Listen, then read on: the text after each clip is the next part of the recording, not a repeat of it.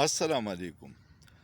د پرسکون ژوند تیرولو دپاره د مینې، د انسانیت، د سړیتوب ضرورت دی. او دا کم خلک چې د طاقت حاصلولو کوشش کوي، د دوی په اړه کې دا یي چې موږ به څه ناجایزه کار کوو.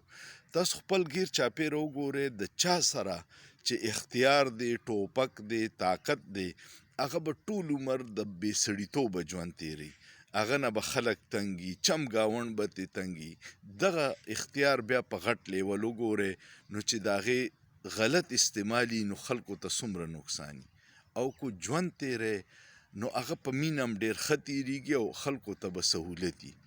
ژوند کې همیشه کوشش کوئ چې ستاسو د وجې چاته تکلیف میلاو نشي، څه نقصان میلاو نشي. د خپل حق دپاره ودرېدل پکار دي، پرېښودل نه دي پکار. خو د هغې نورې طریقې هم کیدی شي، قانوني طریقې کیدی شي، د سړیتوب طریقه کیدی شي، جرګه کیدی شي. خو که په هره خبره باندې ته ټوپک رالې، ډانګ رالې، لوړ رالې، نو د مسلو حل نه دی.